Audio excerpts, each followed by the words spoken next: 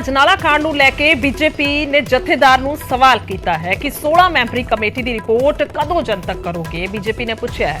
ਅਜਨਾਲਾ ਕਾਂਡ ਤੋਂ ਬਾਅਦ ਜਥੇਦਾਰ ਨੇ ਦੱਸਿਆ ਕਿ ਕਮੇਟੀ ਗਠਿਤ ਕੀਤੀ ਸੀ। ਵਿਰੋਧ ਪ੍ਰਦਰਸ਼ਨਾਂ ਦੇ ਵਿੱਚ ਪਾਲਕੀ ਸਾਹਿਬ ਦੇ ਜਾਣ ਤੇ ਇਹ ਕਮੇਟੀ ਬਣਾਈ ਗਈ ਸੀ ਔਰ ਜਥੇਦਾਰ ਦੇ ਵੱਲੋਂ ਅੰਮ੍ਰਿਤਪਾਲ ਨੂੰ ਸਰੈਂਡਰ ਕਰਨ ਦੇ ਲਈ ਕਹਿਣਾ ਸ਼ਲਾਘਾਯੋਗ ਹੈ। ਇਹ ਵੀ ਕਿਹਾ ਹੈ ਬੀਜੇਪੀ ਨੇ। ਤਾਂ ਸਵਾਲ ਕੀਤਾ ਗਿਆ ਹੈ ਕਿ ਆਖਰਕਾਰ ਜਿਹੜੀ 16 ਮੈਂਬਰੀ ਕਮੇਟੀ ਹੈ ਉਹਨਾਂ ਦੇ ਵੱਲੋਂ ਜੋ ਰਿਪੋਰਟ ਬਣਾਈ ਗਈ ਹੈ ਉਸ ਨੂੰ ਜਨਤਕ ਕਦੋਂ ਕਰੋਗੇ।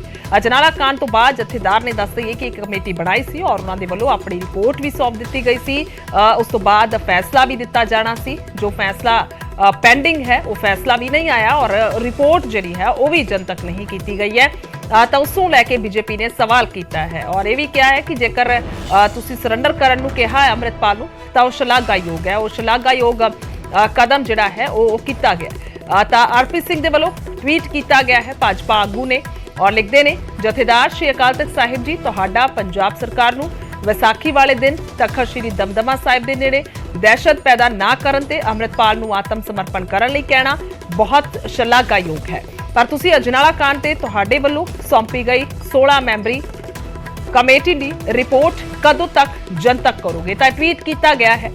ਜਥੇਦਾਰ ਨੂੰ ਸਵਾਲ ਕਰਦੇ ਹੋਏ ਇਹ ਟਵੀਟ ਕੀਤਾ ਆਰਪੀ ਸਿੰਘ ਭਾਜਪਾ ਆਗੂ ਨੇ ਟਵੀਟ ਕੀਤਾ ਔਰ ਲਿਖਿਆ, ਜਥੇਦਾਰ ਸ਼੍ਰੀ ਅਕਾਲ ਤਖਤ ਸਾਹਿਬ ਜੀ, ਤੁਹਾਡਾ ਪੰਜਾਬ ਸਰਕਾਰ ਨੂੰ ਵਿਸਾਖੀ ਵਾਲੇ ਦਿਨ ਤਖਤ ਸ਼੍ਰੀ ਦਮਦਮਾ ਸਾਹਿਬ ਦੇ ਨੇੜੇ ਦਹਿਸ਼ਤ ਪੈਦਾ ਨਾ ਕਰਨ ਤੇ ਅੰਮ੍ਰਿਤਪਾਲ ਨੂੰ ਆਤਮ ਸਮਰਪਣ ਕਰਨ ਲਈ ਕਹਿਣਾ ਬਹੁਤ ਸ਼ਲਾਘਾਯੋਗ ਹੈ।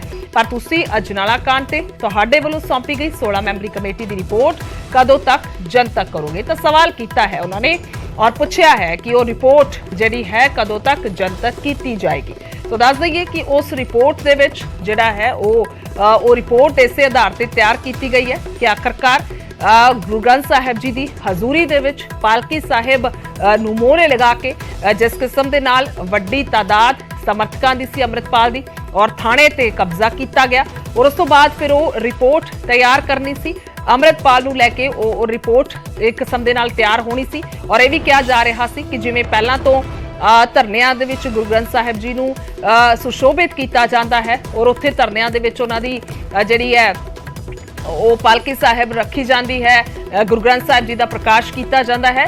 ਤਾਂ ਉਹ ਕਿੰਨਾ ਕੁ ਸਹੀ ਹੈ ਔਰ ਅੱਗੇ ਵਾਸਤੇ ਵੀ ਉਸ ਨੂੰ ਲੈ ਕੇ ਅਕਾਲ ਤਖਤ ਸਾਹਿਬ ਤੋਂ ਹੁਕਮ ਜਿਹੜੇ ਨੇ ਉਸ ਦੀ ਉਡੀਕ ਕੀਤੀ ਜਾ ਰਹੀ ਸੀ। ਤਾਂ ਇਹ ਬੇहद ਅਹਿਮ ਹੈ ਔਰ ਇਸ ਨੂੰ ਲੈ ਕੇ ਹੀ ਕਿਹਾ ਗਿਆ ਹੈ ਬੀਜੇਪੀ ਦੇ ਵੱਲੋਂ। पंकज कपाही मेरे सहयोगी फोन लाइन ते ने। पंकज की कुछ जानकारी कह लीए कि जो सवाल बीजेपी कर रही है जथेदार साहब नूं कि कदों रिपोर्ट जिहड़ी है जनतक करोगे।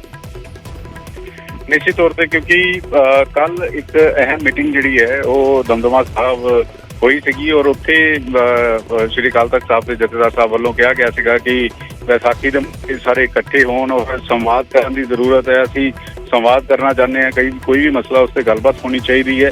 निशाने सरकारों के भी सदे सीगे और हुण आरपी सिंह इस बाबत जिक्र कर रहे हैं कि अजनाला की जिहड़ी घटना हुई सी उस वेले पुलिस थाने दे कोल जिहड़ा श्री गुरु ग्रंथ साहब लैके आए सीगे कि इस तरीके नाल लैके आने चाहिए ने या नहीं लैके आने चाहिए। इस बाबत जिहड़ी 16 मैंबरी कमेटी बनी सी उन्होंने रिपोर्ट श्री अकाल तख्त साहब के जथेदार को सौंपी सीगी।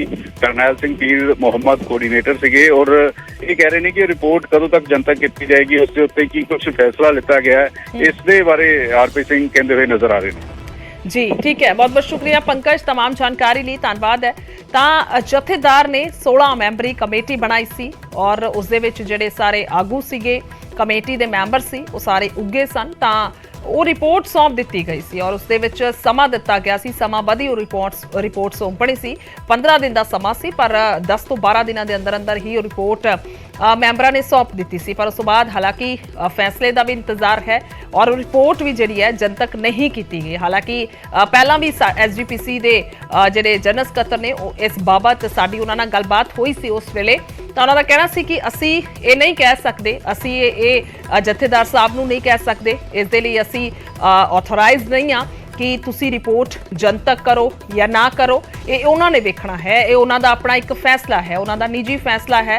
ਔਰ ਕਿਉਂਕਿ ਇਹ ਇੱਕ ਮਸਲਾ ਵੱਡਾ ਹੈ ਜਿਸ ਕਿਸਮ ਦੇ ਨਾਲ ਅਸੀਂ ਵੇਖਿਆ ਕਿ ਜਦੋਂ 1 ਸਾਲ ਤੋਂ ਜ਼ਿਆਦਾ ਦਿੱਲੀ ਦੀਆਂ ਬਰੂਹਾਂ ਤੇ ਵੀ ਧਰਨੇ ਲੱਗੇ ਰਹੇ ਨੇ, ਉੱਥੇ ਵੀ ਗੁਰੂ ਗ੍ਰੰਥ ਸਾਹਿਬ ਜੀ ਦਾ ਪ੍ਰਕਾਸ਼ ਉਹ ਨਹੀਂ ਦਿਨੀ ਰਿਹਾ ਹੈ।